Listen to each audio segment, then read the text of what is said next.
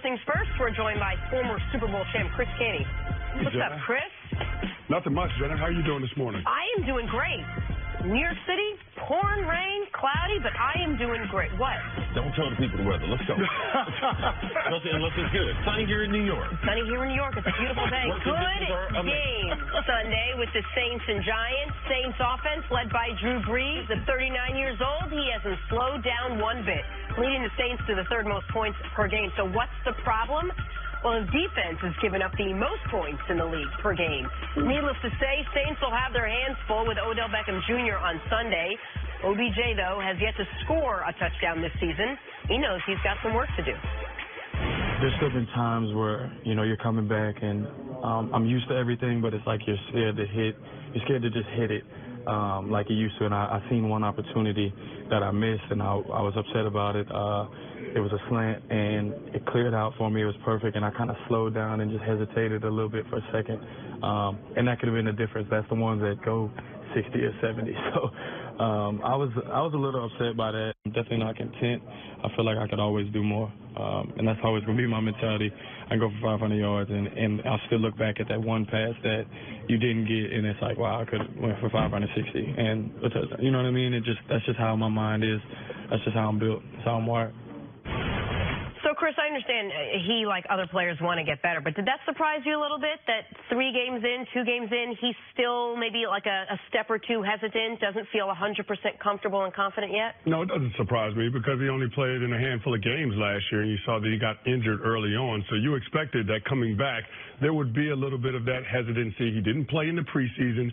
So being in NFL, you have to adjust to game speed. There's one thing to practice, but then once you get out there in actual games, especially meaningful games in the regular season, it's an uptick in tempo. So I think Odell's adjusting to that.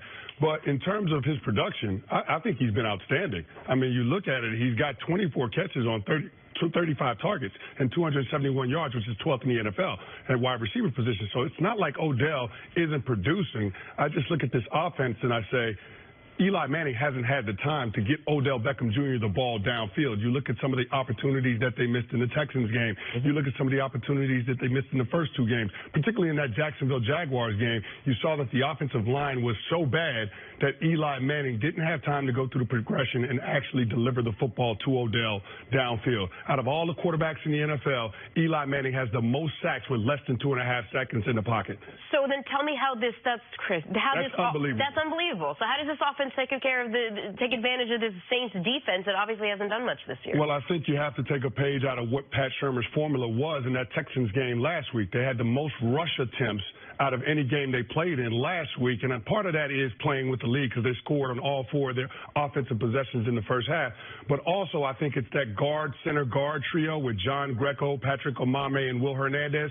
Those guys doing a lot better on the combination blocks, being able to chip off of the down lineman, climb to the second level.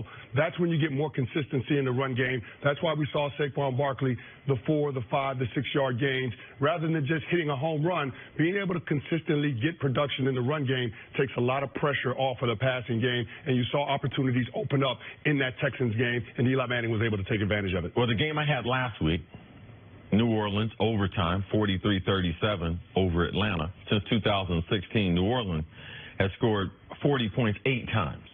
So whatever OBJ and Eli, whatever, they better get it worked out because New Orleans can score the football. They attack you in a variety of different ways. This is the last game that Ingram is serving his suspension. So, Kamara is handling the ball out of the backfield. I mean, in the backfield and catching the ball plenty out of the backfield. So they are going to have a heavy workload because they know that they're getting Ingram back next week. Drew Brees, I believe, I've seen him play a lot of good football, but this is the best that I've seen him play.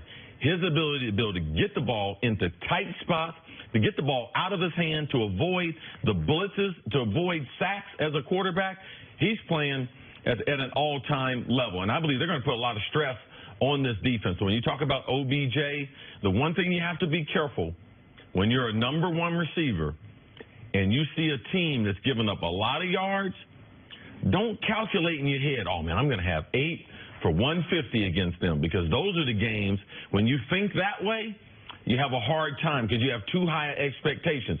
Go out there and act like you're facing a Dallas defense, a Texans defense, or a Jacksonville defense. That's the way he should do it. A lot of times if you don't have that same intensity in preparing, you say, man, this defense ends up playing better. So that's one thing that I would watch with OBJ, that when you're a dominant receiver and you're going against a defense, that you see the film and be like, man, they're not very good. You have to trick yourself in the game into thinking this team will play their best game of the season. All right, you guys have talked about everything around this game except for really focusing on one guy, and that's the guy I'm going to be focused on this week, and that's number 10. Because you mentioned that Drew Brees is having the best start to any season of his career, and every quarterback they're facing, that Saints defense is turning into a better version of Drew Brees.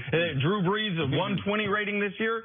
The quarterback's going against the Saints, a 140 rating this year. 11 yards per pass attempt, not completion, attempt against this Saints defense. I understand the offensive line is not good. I need to see Eli Manning have a big football game. I thought Eli Manning played well in the game against Houston. I thought it was clearly his best game of the year. His worst game of the year was the first one. He's gotten better each week. I'm not saying the Giants have to go win this game. New Orleans is a good team. But this would be a hell of a time to break that 2.5-year haven't scored 30 point streak. Like, this would be a great time to actually show a pulse on offense legitimately. Last week, 27 points. That's a pulse, so I should be fair there. But this is a game where everyone has taken advantage of the Saints defense. Eli should be able to as well, offensive line woes notwithstanding. Yeah, I think you saw it trending that way against the Texans game. I mean, just the command that he had of that offense and then being able to throw the ball downfield. I mean, the one throw that he had early in the second quarter to OBJ on that 7-cut, that's a special throw in between coverage. There are only a few quarterbacks in our league that can consistently make that play happen, but that's what Eli Manning is when he gets the time. You saw when the Texans had that late touchdown drive, Eli Manning led a drive of his own, and he went 6 for 6 for 76 yards in that touchdown to Sterling Shepard. He answered right back. That's what this team needs Eli Manning to be able to do. The only problem that I've had is that with the juggling of this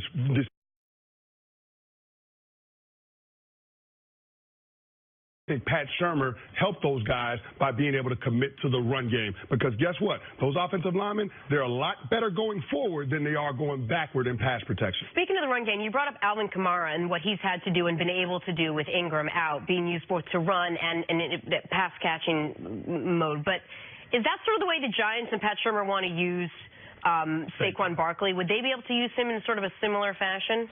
That's what you want to see. And, I mean, Sean Payton is the mad scientist. Like, he will throw the ball to the running back, and if you don't cover him, like, he will continue to throw to him. But in a perfect world, that's the type of mix that you want. Because also, receiving out of the backfield is not going to put a lot of wear and tear on Barkley as a young player. I would just be careful. Even at Penn State, if there was one question mark about him, you don't see him with 25 carries at Penn State. You don't see him at the end of the game have 8 straight carries. So once you get into pro football, is he capable of that type of workload? If there is a weakness, it's just because we just have not seen it yet. Yeah. All right, let's take a break. Stick around, Katie. Coming up, did Jared Goff and the Rams solidify themselves as the best team in the National Football League? Next on First Things First.